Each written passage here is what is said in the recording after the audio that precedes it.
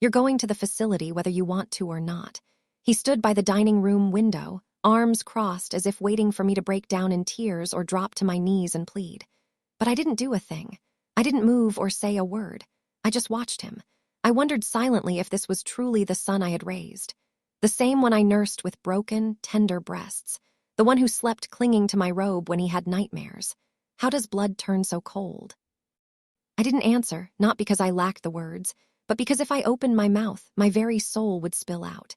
He scoffed, annoyed by my silence, and said he couldn't keep supporting me, that I was complicating his life, that his wife was tired, that this wasn't a life for anyone, as if I were a burden, an overdue bill, an old box cluttering up the living room. He told me all of it without raising his voice, with that calm that hurts worse than a scream. I could only think, what did I do to deserve this? But neither he nor anyone else has any idea what a mother keeps quiet. I walked to the kitchen as if nothing were wrong. I boiled water and brewed some coffee. My hands were shaking, not from fear, but from the immense strength it took not to cry. I sat at the table and slowly took a sip from my mug. I heard his voice from the next room talking on the phone with someone. He said the assisted living facility had an opening. That he would take care of everything. That it would be resolved in 2 days. 2 days, that's how little I'm worth. That all it takes is 2 days to get rid of me. I clenched the rim of the mug. I remembered the years, all of them. The good, the bad, the times I ate less so he could eat more. The nights I stayed awake caring for his asthma, his fears, his own shadows, all of that. All that I was and gave now amounted to a decision made without my voice. I knew this day was coming. Not exactly like this, not with those words, but I felt it in the way Marcus had been looking at me for months, as if I bothered him even when he breathed. I noticed it during meals when we barely spoke, in how he closed his bedroom door the moment I passed, in how his wife treated me like a guest whose stay was almost up.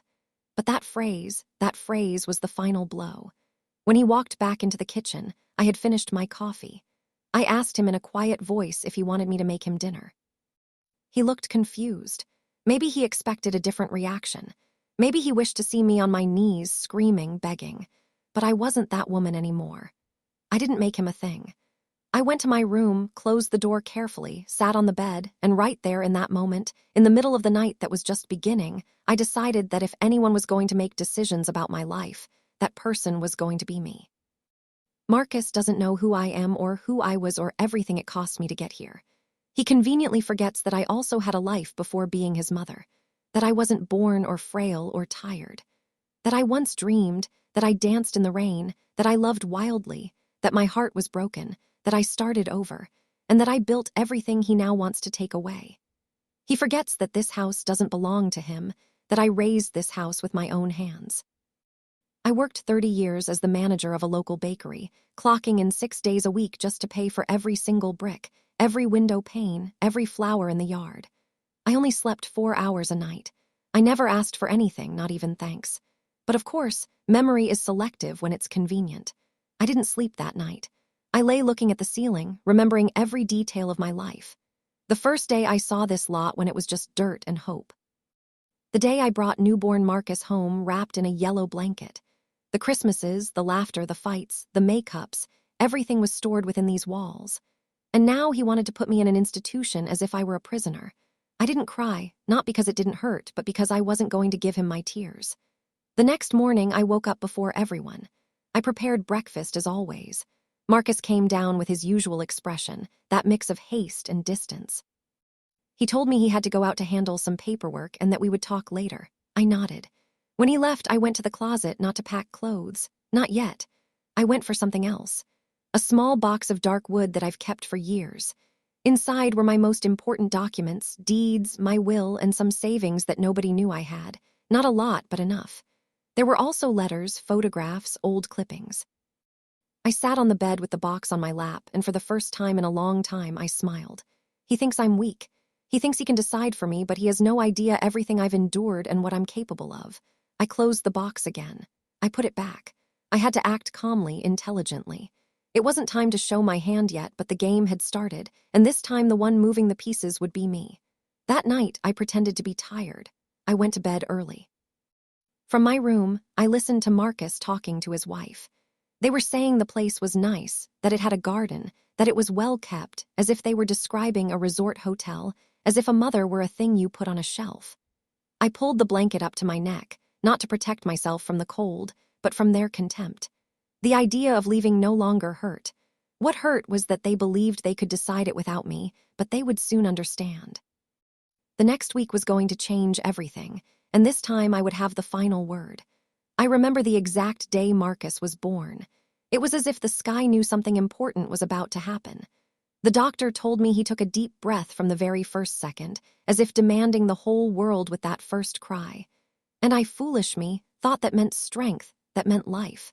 I never imagined it was also a warning. From the time he was small, Marcus was a demanding child, one of those who doesn't cry from hunger, but from a whim, who isn't satisfied with what he's given, but wants what isn't his. But I, with that blind love of a first-time mother, went out of my way to please him. I worked extra hours running my alterations business to buy him the designer sneakers all the neighborhood kids wanted. I went into debt to pay for a spot at the private academy, believing that would keep him far from bad habits and poor influences. I swallowed my tears and my sleepless nights just to see him get ahead. When his father, my husband Robert, passed away, Marcus was just 15 years old. It was a hard blow for both of us, but what hurt me most wasn't the grief. It was the way Marcus began to look at me as if I suddenly knew nothing. As if he, with his voice changing and his shoulders broadening, was the man of the house, and I was merely a shadow of what he needed. "Don't cry so much, Mom. He had to die of something," he told me one night while I was still clutching Robert's pillow. From then on, things changed. He didn't consult me about anything. He went out without saying where. He spoke to me as if I were his housekeeper, his burden, his annoyance. But even so, I couldn't stop justifying him. It's adolescence, I'd repeat to myself. He's hurting from his father's death. And I kept preparing his favorite food. I kept washing his clothes. I kept hoping that one day he would hug me again like when he was a child. But that hug never came back. Years passed. Marcus grew up, became a successful business executive, got a good job in the city, and moved out. I stayed in this house that we built with such sacrifice brick by brick when Robert was still alive. Every corner holds a story, a memory, a scar. I thought that when Marcus was well established, he would come back not to live but to visit, to share a cup of coffee, to care about how I was doing. But the calls became more and more sporadic, the messages non-existent. And when he did come, it was in a hurry. He barely said hello, looked at his watch, and left. But what hurt the most wasn't the coldness. It was the way he surveyed the house, like someone already measuring what they would take once the owner died. One day, without warning, he told me, "Mom, you should start thinking about selling this place. The house is getting old and you can't keep it up by yourself." He said it without looking me in the eye, as if it didn't hurt him, as if he didn't know this house was the last thing I had left of Robert, of our history, of myself. I didn't answer. I just nodded in silence and poured him more coffee. After that, the pressure began. Calls every week. "Mom, did you go to the notary yet?" "Mom, I have a friend who wants to invest in real estate." "Mom, this isn't personal. It's for your own good." And every time I hung up, I felt a part of me peel away like a flower ripped from its stem. I clung to my routine, my plants, my sewing, my walks in the neighborhood. But the shadow of his ambition was already in every corner of my house. Every time I opened a drawer, I felt like I was preparing to disappear. Until one afternoon, while watering the rose bushes, I saw him arrive. His new car, his office suit, his expensive cologne, and his hard face. "I've already spoken to Attorney Sterling. Mom, if you don't sign the papers, I'll be forced to take other measures. This house is coming to me whether you like it or not." That's when something broke, but not in me, in him. Because while he was saying that, I didn't cry. I didn't get upset. I just watched him. And in that silence, I think for the first time, he understood that he no longer had power over me. That the Thema he thought was fragile no longer existed. That night, I locked myself in my room. I pulled out the ledger where I keep track of every expense I've had since Robert died.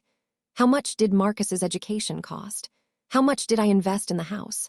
How many times did I give up buying something for myself to give it to him? Every figure was a wound, every number a betrayal. And in that early morning, I understood something that hurt more than everything else. My son didn't love me. He just needed me to die so he could inherit. Then I made a decision. I was not going to give him anything. Not a wall, not a chair, not a flower pot. The next morning, I went to the market. I walked the streets as always, but with new eyes, as if every step was part of a secret plan that was only just beginning to be born. I saw Ms. Evelyn Reed, the retired notary public. I greeted her and asked, "Are you still doing estate work?" She looked at me with surprise and then respect for you, Thelma. Of course I am. That's where my preparation began. I gathered documents, property titles, and payment receipts. I found records, deeds, even the old letter where Robert stated that the house would always be mine unconditionally. Weeks passed. Marcus didn't call. All the better. I also kept quiet because sometimes the greatest act of rebellion is to say nothing at all. Until a month later, he returned with his arrogant tone, with his urgency. "Mom, I've made the decision for you. You're going to the facility whether you want to or not." That's when I knew it. It wasn't just ambition. It was contempt. And that was the final straw. I came home that afternoon with a tight throat as if I'd swallowed a rock and could never get it out. There was something in the air, something that wasn't new, but that had become denser, more evident, like a fog that no longer bothered to hide. It was the contempt, Marcus's contempt, my own son's. I felt it in the plates he left on the table without clearing, in the way his voice rose in tone every time he spoke to me, in the way he avoided looking me in the eye as if I were nothing more than another object in the house. And that night was different because he didn't yell. He didn't throw anything on the floor. He didn't insult me directly. It was worse. He simply sat across from me in the dining room while I finished serving dinner. He looked at me in silence with a calm that froze my blood. "I've already spoken to Mr. Dawson," he said suddenly, cutting his meat without looking up. "Everything is ready. This house will be in my name, and you're going to the facility whether you want to or not." I didn't respond. Not a sigh, not a tear. I took my napkin and placed it on my lap with the same slow movements as always. I felt something inside me shrink as if my soul were shriveling up in fear. But I didn't say anything because in that silence I was also deciding something. I didn't sleep that night. I walked the hallway from one end to the other. Shadows stretched along the walls as if the house itself were watching me. How did we get here? I wondered when my son had turned into someone capable of looking at his mother as if she were a nuisance. But questions were no longer enough. The next day I started doing something I hadn't done in years, writing.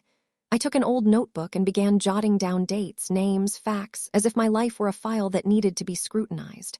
I remembered the original deed to the house, the documents kept in a locked box deep in my closet. And I also remembered something else.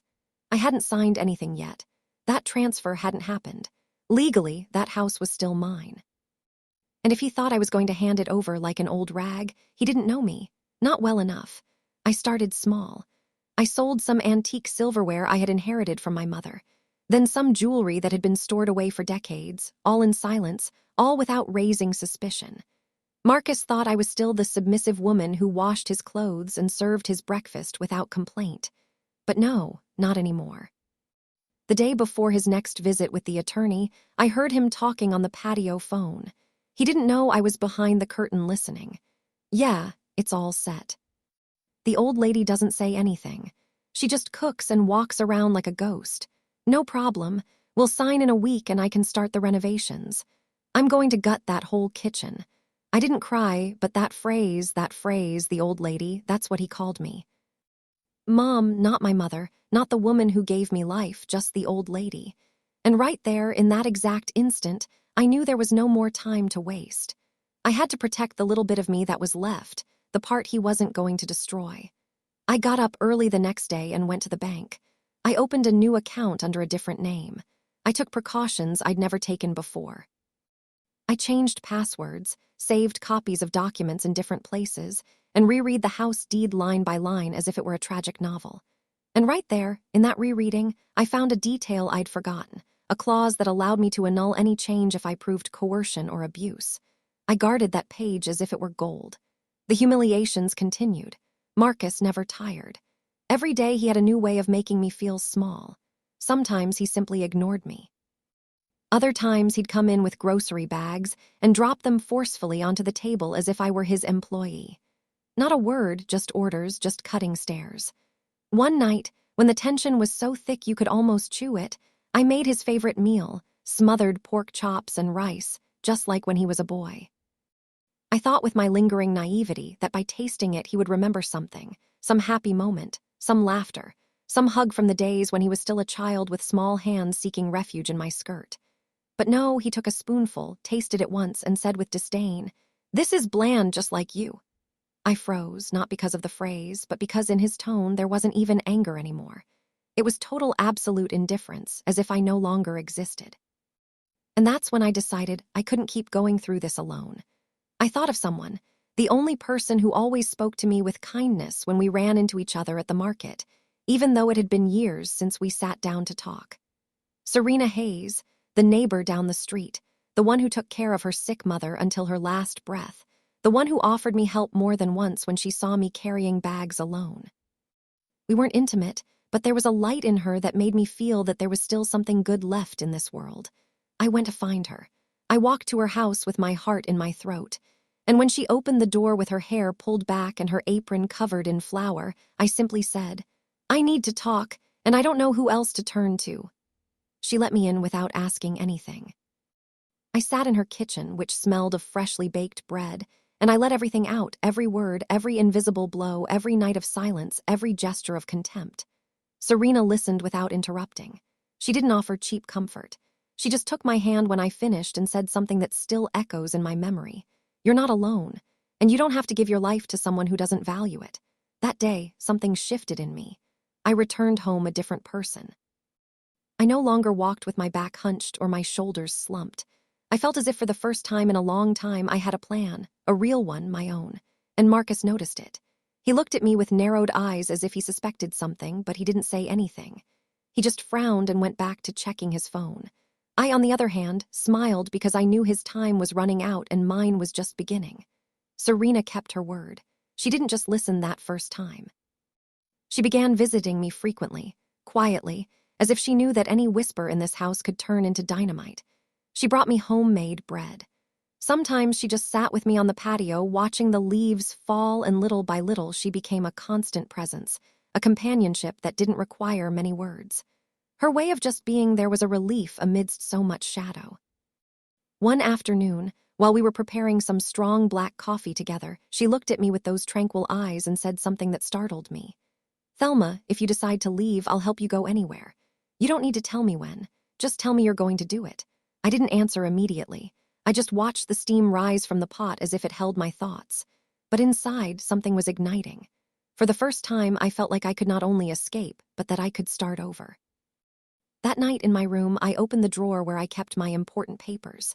I pulled out the deed to the house and looked at it for a long time. There was my name in black ink, Thelma Price. It was mine. Everything was still in order. I hadn't yielded anything. Not yet, and I wouldn't. I began gathering everything I would need to disappear. Documents, some money that I took out slowly without raising suspicion. My birth certificate, bank books, an old gold chain that belonged to my grandmother. I hid everything in an empty cookie tin that I kept under a false bottom in the dresser. No one would know. In the meantime, I played the part. I kept setting the table as usual, cooking without enthusiasm but without mistakes. Marcus seemed distracted, more preoccupied with his calls, with his investment plans, with the renovations he was already imagining for a house that wasn't yet his. But I began to notice a disturbing detail. He was checking up on me. Sometimes he would come into my room without warning, with the excuse of looking for a pen or asking if I had seen his keys. He would stay a few seconds longer than necessary, as if inspecting something. His eyes swept over the drawers, the shelves. He was looking for evidence. He didn't know what exactly, but I felt watched. That's why I was more careful. I started memorizing the places where I kept my things, taking photos with my old phone in case someone moved them. Everything had to be measured, every gesture, every word. It was then that Serena offered me a possibility I hadn't considered. My cousin lives near Asheville, North Carolina. She has a small, quiet place. She doesn't ask too many questions. Could you start there? I remained silent. The name resonated in my mind like a distant echo. Asheville. It wasn't the place. It was the promise, a new atmosphere, a new Thelma. And how would I get there? I asked softly. "I'll drive you," she said without hesitation. That's when we decided that the departure had to be precise, fast, with no margin for error. The plan began to take shape. One Friday morning, while Marcus was at his weekly meeting with Attorney Sterling, I would slip out the back door with a single suitcase and meet Serena on the corner. She would have everything prepared, the car, the route, the silence. I committed to a single goal, to leave everything in order before I left. That he would find the house intact, clean, like an empty inheritance. Just the furniture and the walls, nothing else. because I had already started selling the valuable objects little by little. Not the big ones, not the obvious ones, but the ones he would never notice until he needed them. I sold the porcelain dinnerware set my mother left me, a collection of heirloom black folk art, an oil painting that had hung in the hallway for 20 years. Each sale was a small goodbye, a piece of history I let go of with a mix of sadness and liberation. I kept the money and envelopes tucked inside a double lining in my purse. If all went well, I would have enough to live for a while without depending on anyone, without asking for anything. But the days passed and Marcus started acting more nervous. One afternoon he said to me, "Have you been to the bank lately?" I denied it without changing my expression. "Why?" "I don't know. I feel like something strange is happening. I want to make sure you're not signing anything without telling me." The irony was brutal. He, who was planning to snatch the house from me, was worried about me doing something strange. "I don't have anything to sign, Marcus. You know I don't handle those things anymore." I lied. His gaze pierced me, but he didn't press it. And then, 2 days before my planned exit, something unexpected happened. A minor accident. I was putting the last papers back in my hidden box when a receipt fell to the floor. Marcus walked in at that very moment and saw it before I could pick it up. He grabbed it. It was for the sale of an antique figure. It didn't have my name, but it had a delivery address. "What is this?" he asked. "It's from a long time ago. I found it in a box." "It's nothing," I replied, my heart pounding in my throat. He watched me for seconds that felt like eternity. Then he put the paper on the table and left without saying another word. But he didn't sleep at home that night. Serena called me as soon as she found out. "We're moving it up. We can't risk it." And so it was. The day before the planned departure, I packed my things, a single suitcase. I left a letter on the dining room table under a vase. It wasn't a fond farewell. It was a declaration. I explained that the house wasn't his, that I hadn't signed anything, that he no longer had my permission or my silence. "Everything you destroyed in this house," I wrote, "can't be fixed with new walls. And now that I'm leaving, you will finally understand. A mother's presence is worth more than any money." That was my final sentence. I didn't sign with love. I just put my name, Thelma Price. When Serena came for me, I didn't cry. I closed the door firmly. I didn't look back. The sky was covered with thick clouds, but I felt something like the sun on my skin. Freedom. We drove away in her car without music. The road was long, but for the first time in years, I didn't care where I was going. I only knew that I wouldn't be returning and that the monster I raised would have to learn to live without me. The car moved slowly along the back road, flanked by tall trees swaying with the gentle wind. Serena kept both hands steady on the steering wheel, and I gazed out the window as if life were passing by for the first time. The house was behind me. Marcus was behind me. And behind me was that broken version of myself that had endured too much. Neither of us spoke. Sometimes silence doesn't need to be filled. Mine was crowded with images, with phrases I never said, with cries I choked down for years. Serena's, I believe, was the silence of someone who understood the weight of what was being left behind. But as we drove toward the horizon, in that house I left intact like an empty shell, Marcus was returning to his golden prison. He parked his car in the driveway without noticing anything strange. He walked in talking on the phone with that sharp voice he used to close deals that were never what he said. He crossed the living room without seeing the vase or the letter underneath. He poured himself a glass of water, kicked his shoes into a corner, and slumped into the armchair. It was then that something hit him. The silence, a different kind of silence, not the usual one, not a mother quiet out of habit. It was another heavier, deeper one, a void, an echo. He got up and walked through the house. He called my name 2, 3 times, nothing. He went upstairs and found the bedroom empty. Not messy, not ransacked, just empty, as if the soul had departed. He came down slowly, and passing the table, he finally saw the letter. He read it standing up with his brow furrowed, at first not understanding, then with rage, then with disbelief, and finally with that look men have when they never thought something would abandon them.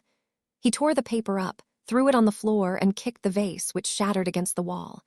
"You have no right," he screamed at nothing, at a woman who was no longer there to hear him. He checked the closet, opened the drawers, and discovered that things were missing. Jewelry, papers, the folders with the house deed, the envelopes with money, everything. For the first time in his adult life, he felt fear. Not the fear of losing property, but the fear of having lost control.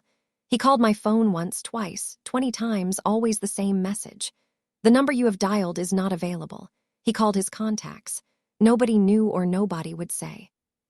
He even tried calling Serena, whom he profoundly underestimated. She didn't answer, and that's where the real breakdown began. For days, he wandered the house like a furious ghost. He rewrote the letter in his mind with rage. He told himself I would come back, that it was a tantrum, that I couldn't live without him, that I was too old to start over. But every night he spent alone, every coffee he had to make himself, every shirt he found urined, a bothersome certainty settled into his skin. This time I wouldn't be coming back. It was then that he started investigating. He went to the bank, checked transactions, and saw that money was missing. Small sums withdrawn over weeks. He never noticed. He always thought I was clumsy. He never thought I could hide anything from him. He went to Attorney Dawson and demanded to know if there were any legal movements on the property. Dawson, uncomfortable, told him that I had requested a certified copy of the deed. Nothing more. No signatures, no donations, nothing. So it's still in her name, he asked, his voice strained.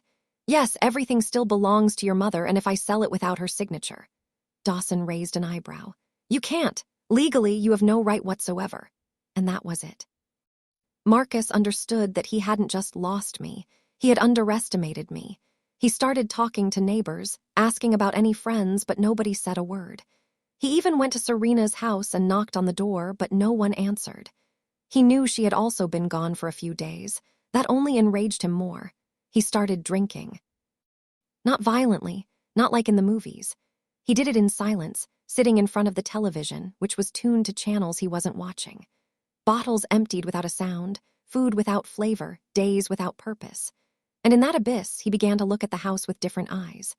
At first, it was his trophy, his early inheritance, but now it was a prison with walls that reminded him that he didn't know how to wash clothes or cook or sleep without someone turning down the volume of the television.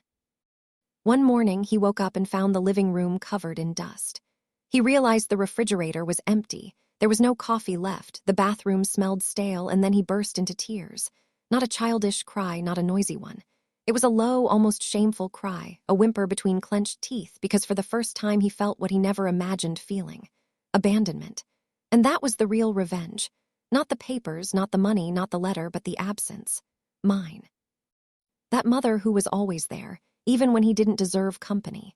The one who endured contempt disguised as jokes, orders disguised as advice, coldness disguised as care. I hadn't abandoned the house. I had abandoned the weight.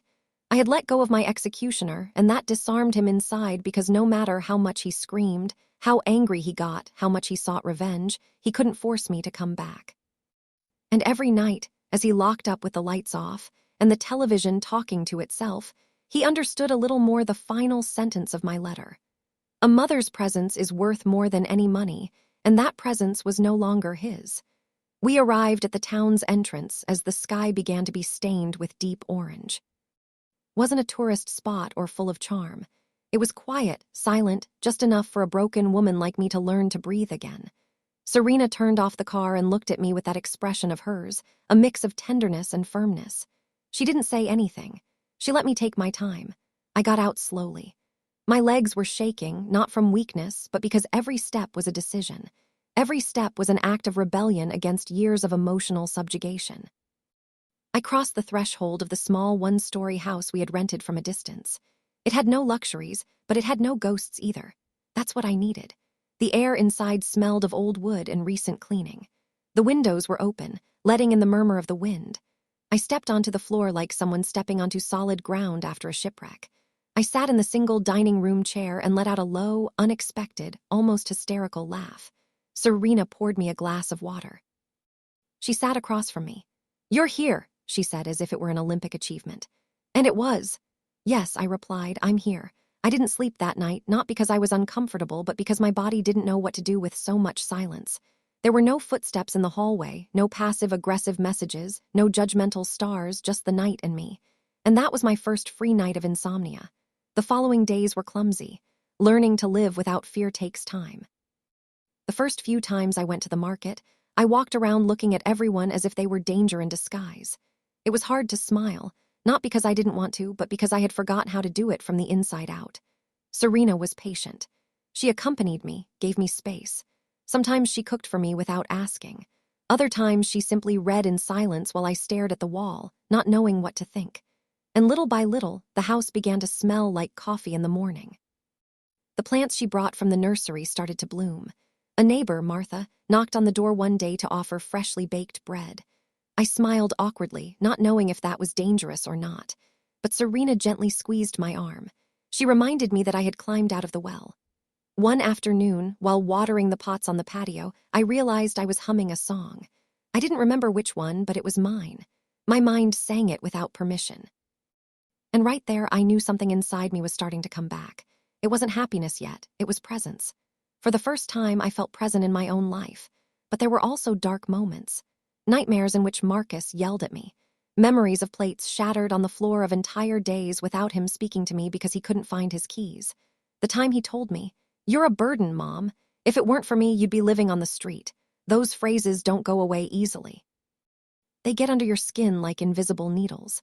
And yet, every time I woke up from one of those nightmares, Serena was there. Sometimes with a cup of tea, other times with silence. She never asked me to get over anything. She just allowed me to be broken without it being a problem. One afternoon, I decided to walk alone to the town's lookout point. It was early. The sun was just peeking out, and the air had that scent of wet earth that always made me feel alive. I climbed without haste. Step by step, I felt every muscle, every breath, as if my body were rebuilding itself. From the top, I saw the world with different eyes. Thelma Price was no longer the woman who asked permission to exist. Now she was someone who had chosen to disappear from where she wasn't loved. I didn't regret it.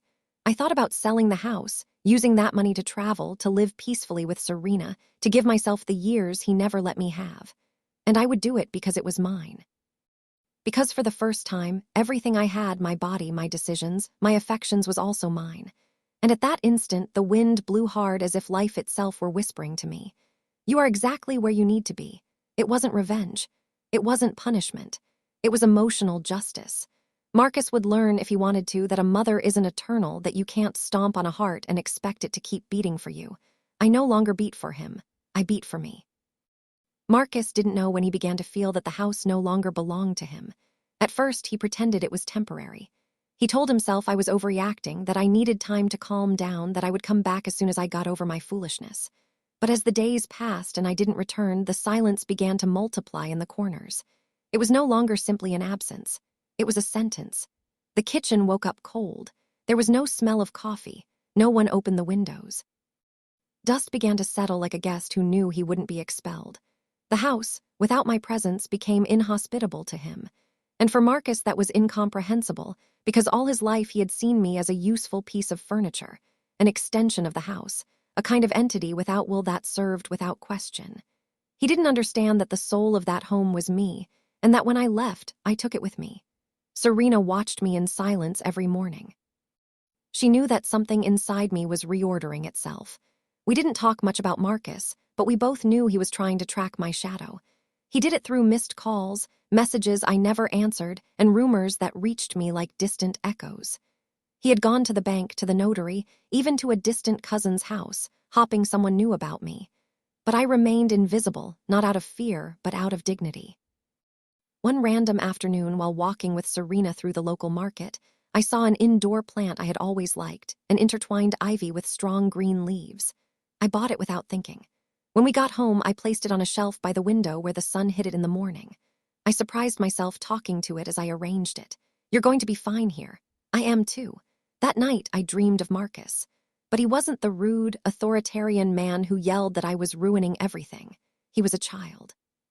He was crying in an empty bedroom, surrounded by broken toys, asking why I had left him. I woke up with a mix of guilt and liberation, because even though I had left him alone, it was also true that he had left me alone for years. The days followed, and with them came more news of his deterioration. A mutual acquaintance, the husband of a neighbor who still kept in touch with him, told me that Marcus no longer went to work, that he lived locked up, bad-tempered, yelling on the phone at anyone who dared to mention me, that he had started drinking, that once they even found him asleep on the couch, surrounded by bottles with the television on, playing a cooking show, the same one I used to watch every afternoon. His arrogance had begun to crumble. Without me, he had no one to blame for his frustration. There was no one to demand solutions from. There was no one to humiliate to feel bigger. And for the first time, he had to inhabit himself, and he didn't know how. I received a handwritten letter. It had no return address, but I recognized the handwriting. It was from him.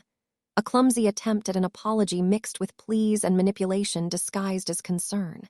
He said things like, "I don't understand why you did it this way. We could have talked about it. I'm suffering too." Not a single line said, "I mistreated you. I invalidated you. I hurt you." Not a hint of true introspection, just a chain of phrases designed to make me revolve back into his orbit. I tore the letter into small pieces. I burned it in the sink and watched the ashes dissolve into the air. It was the first time in years that I felt true relief. I didn't need his approval or his forgiveness. He had no power over me, not even with his words. Meanwhile, the sale of the house was progressing. The real estate agent, a kind man in his 50s, asked me several times if I was sure that it was a valuable property, that I could rent it out, that I could come back someday. But every time I thought about it, a single image came to mind. Me hunched in a corner, listening to Marcus yell as he broke plates and said that nobody lived for free. That house was no longer a home. It was a wound with a roof. I decided to sell it. I made the decision without ceremony. I simply signed the papers and asked for all the money to be transferred to a new account with no access by anyone but me. Serena accompanied me to the bank. She didn't say anything, but she held my hand while we waited. That simple gesture gave me more strength than 1,000 speeches. With that money, I didn't plan to buy another house. I didn't need possessions. I planned to live, to visit the places I always dreamed of and never could. Maybe Italy, maybe Wajaka. I wanted to learn to dance, to swim without fear. I wanted to laugh without asking permission. But above all, I wanted Marcus to know that I had sold everything, that nothing was left, that the house he thought he would inherit now belonged to another family, that every tile, every door, every piece of furniture was no longer his because he never cared for them, because he believed that deserving was enough. They told me that when he found out, he went crazy, that he went to the house to try to stop everything, but it was already empty. The new owners had painted the walls, thrown out the old furniture. There was no trace of my life left there. And he, standing in the middle of the yard, shouted my name like an angry child whose toy had been taken away. He called my phone, but I had already changed my number. He wrote emails that were never delivered. He searched for me as one searches for a ghost, because that's what I was to him now, a phantom who had left, taking the very air with her. One evening, Serena prepared a special dinner for me. There were shrimp and grits, homemade bread, and a sweet wine. We toasted to what was lost, to what I would never carry again, to what I had finally released. That night, as I listened to her talk about her plans to open a small embroidery workshop, I thought that perhaps not everything broken had to hurt. Some cracks were paths to the light. Marcus would keep searching for me, not because he loved me, but because he didn't know how to live without someone to dominate. And I was no longer willing to be that for anyone. I had never felt the air so light as I did that morning in Savannah, Georgia. I woke up without a start, without that pressure in my chest that had accompanied me for years. For the first time in a long time, I didn't hear voices demanding things from me. I didn't feel heavy footsteps in the hallway. I wasn't afraid to open my eyes. I opened the window and let the sun brush my face. It was soft, almost warm, like a new caress. I took a deep breath. I sat on the edge of the bed and finally knew that a new life had begun, my own. Serena had already left for the market early. She left me a note written in blue ink on the table. "Today I'm bringing buttermilk biscuits and good coffee. I promise." I smiled, not because of the biscuits or the coffee. I smiled because someone thought of me with kindness, and after a lifetime of silence and orders, that is worth more than any treasure. The days passed slowly, as they must when one is healing. I learned to walk slowly, to stop in front of trees, to look at the sky without having to worry about the clock. Serena taught me to swim again, not in the sea, but in life. She let me nap, put on music from her youth. We cooked together, and sometimes we cried too, but with that kind of cry that cleanses, not the kind that drowns. Not everything was easy. I discovered broken parts of me I didn't know existed. Sometimes I found myself staring at a wall in silence, remembering things that hurt, like old thorns that never healed. Other times I woke up with Marcus's name on my lips, not knowing if it was rage, sadness, or habit, because that's how it is. The heart isn't unprogrammed overnight. But I was no longer afraid of those memories. I had gained something stronger than fear, the certainty that I had chosen myself. Finally, one day as we walked along the riverfront park, Serena asked me if I missed the house. I thought about it for a long time. I missed the woman I was there, the one who endured, the one who crawled to give everything, but not the house itself. No, I sold it without looking back because I understood that bricks aren't worth more than peace. And it was true. I didn't regret it. I had been liberated. Marcus called me one more time. I didn't answer. He left a voicemail. His tone was cold but disguised as courtesy. Mother, we should talk. There are things that aren't clear. I didn't respond because, yes, everything was clear, perfectly clear. He wanted to know how much money I had left. He wanted to make sure he wasn't completely left out of the will. He wanted to see if he could still control something. But I was no longer the same woman who once cried over his threat of the facility. I now slept with the doors open, walked without looking back. And every time I had coffee with Serena on the terrace, every time I felt the wind play with my gray hair, I knew I was exactly where I needed to be. One sunset, I wrote a letter, not to send it to him, but to free myself. Marcus, you were not born bad. You were born mine. And that was what hurt me the most because at some point I believed you would love me with the same strength with which I protected you. But it wasn't so. You treated me like old furniture. You saw me as a burden. You wanted to lock me away. You spoke to me with contempt, and yet it was hard for me to let go. But I did. You owe me nothing and I owe you nothing. My debt was to myself and I have paid it. Don't worry about my will. Everything is resolved. You won't receive anything. But I leave you something that weighs more than an inheritance. The silence of a mother who left without resentment, but also without looking back. Hopefully, one day, if life shakes you hard, you will remember this. No money can replace a living mother. I am no longer there and I will not return. Thelma. I put the letter in a box and buried it near the garden of the house I shared with Serena. Not to hide it, but like someone burying a life she no longer wants to carry. Months later, I met new people. Women who had also fled similar stories. Women who learned late to say no. We gathered for tea, walked along the shore, and told each other secrets like big girls. We laughed, we cried, and above all, we supported each other.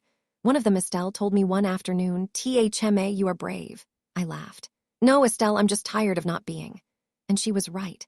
I didn't become rich or famous. I didn't open a foundation. I didn't write books. I didn't do anything extraordinary except the most difficult thing, to live without guilt.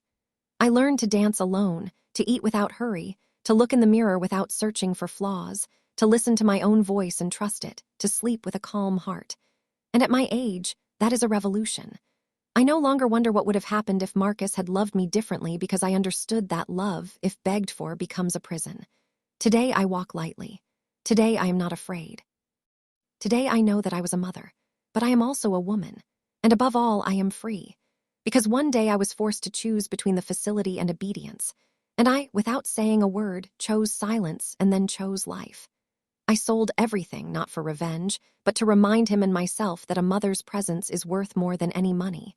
And if he ever hears my name, let it not be for what I gave, but for what I was no longer willing to lose. Thelma Price, woman, mother, and now owner of herself. Did you like my story? If you listened till the end, drop a 1 in the comments. If you enjoyed it, you can support me by liking the video and sending a small tip. I've got lots of other life stories like this on my channel, so make sure to subscribe and check them out. I've added 2 new stories on screen that everyone loves. Thanks for being here. See you in the next one with